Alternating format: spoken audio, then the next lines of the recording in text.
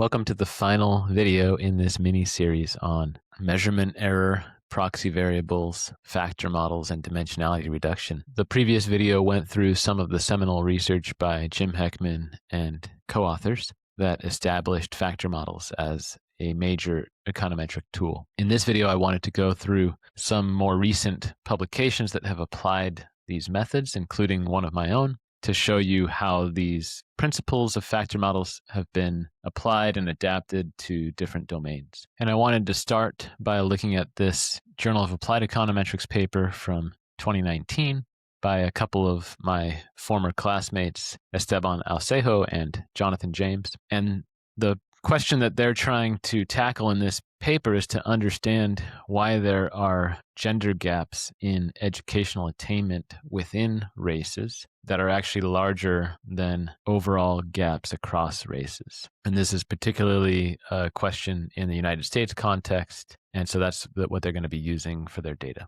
So what they have is three factors, not just cognitive, non-cognitive, but they're having a family background factor, a math and verbal skills factor, and a behavioral factor. And they're using 59 measurements for these factors, which is quite impressive to me, given what we talked about on the previous couple videos about how to actually estimate these models. And they're also allowing the factor distributions to be very flexible by employing a mixture of normals. So if I have a mixture of normal distributions, the resulting distribution can be bimodal, it could be skewed, and so forth.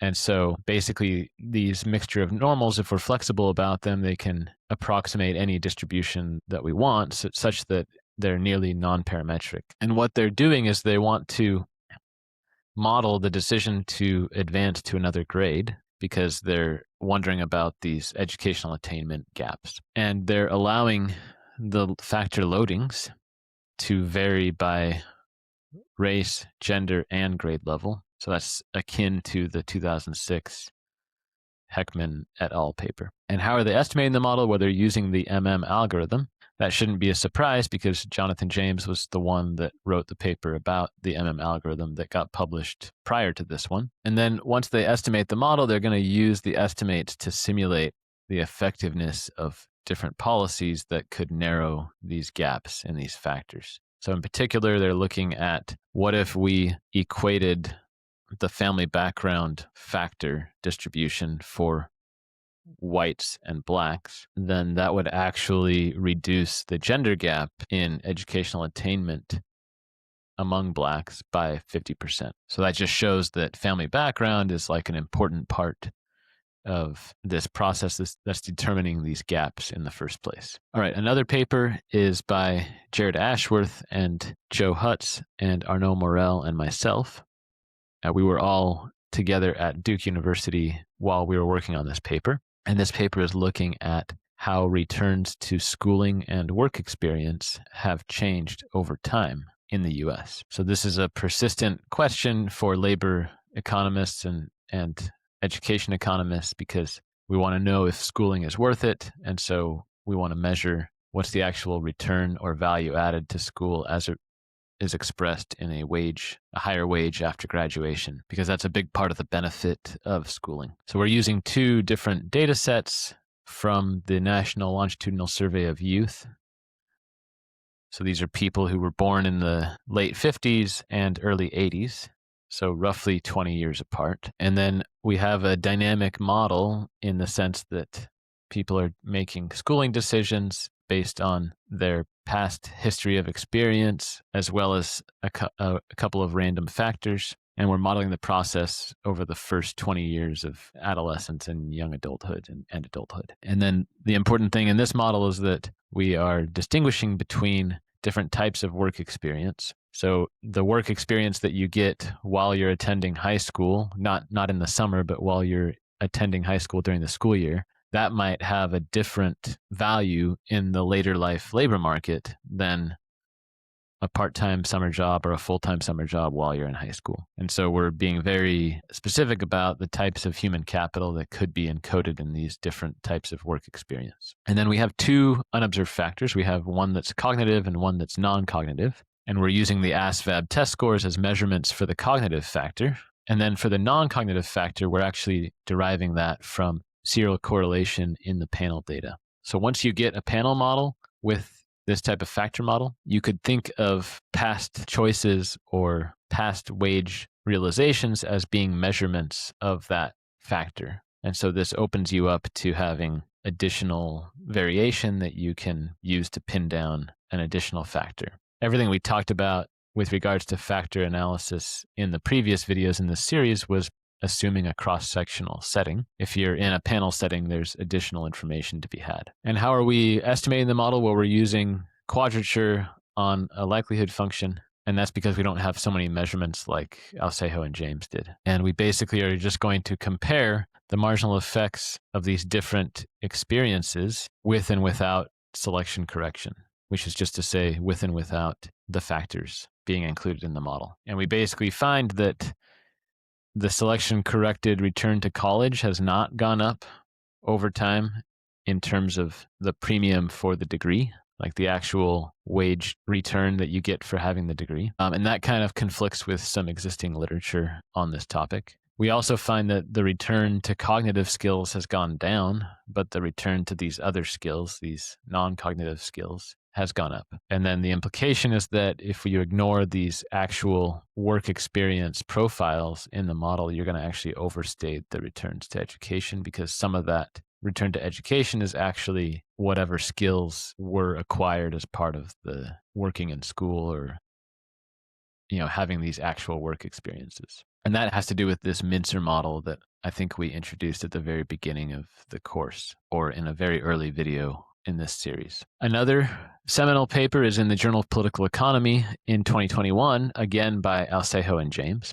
And in this paper, they're looking at the UK, and they're looking at how math and verbal skills shape educational attainment. They have a dynamic factor model similar to the Cunha-Heckman-Shannock paper in the last video, where the factor is a function of the previous value of the factor and the investment made. And they're using this model to recover these math and verbal skills across 4 different, what are called key stages, which is different points in the UK system. So it's kind of like elementary school and middle school in the US, but it's slightly different characterization. And they have many different subject exams per student, so they have a lot of measurements, and that's going to allow them to be quite flexible in how they're specifying these skills and the distribution of the factors. So they have a nested CES production function that has different inputs. So the score that I get on my math test in this key stage is a function of my past math and my past verbal ability, and also the school quality of the school I'm in. And then there's elective subjects in the key stage 4, which is kind of like high school in the US. And so they also have selection into that based on the factor. And they use the algorithm to estimate a very flexible form for these factor distributions, similar to the other paper by Aucejo and James. And they're finding that there's asymmetric cross effects, which just means that if I want to get a high score on the math test, I need to have both high math ability and high verbal ability. But if I want to get a really good score on the verbal test, I only need high verbal ability. I don't need high math ability. And I think that checks out with at least my personal experience. And they're finding that verbal skills are actually really important determinants of college enrollments, much more than math. And they're finding that in the data, there's a slight advantage for females in the verbal skills distribution, and that is explaining why there's a skewed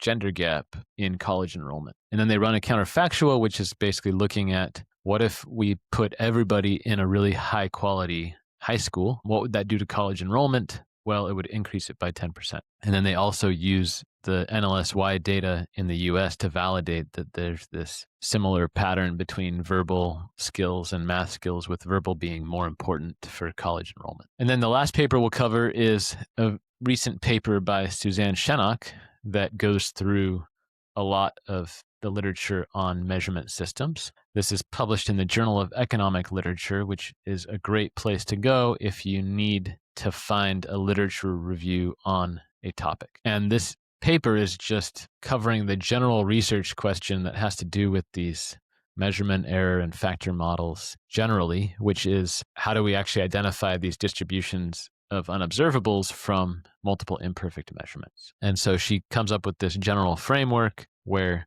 we know that we have these measurement systems and that there's a vector of latent variables, and we want to leverage the common signal that is contained in all of these measurements. And nowadays, there's better econometric methods for handling different types of signals or different types of measurements. So maybe I have a measurement that's like a pass or a fail. I don't know what score I got on the test. I just know if I passed or failed it. So that's an example of a nonlinear model. And there's a bunch of other models that she goes through in the paper that you could consult if you're interested in this. And then basically connects factor models with panel data and limited dependent variables, which we've kind of done already in this video series. And then just talks about different identification strategies. And the main argument is that nowadays we have much richer data and more computing power. And so that's going to open up the set of models that can be both identified and estimated, and that's going to result in better policy prescriptions, is the story of this paper. Well, I hope you found this mini-series on factor models and measurement error and proxy variables to be enlightening.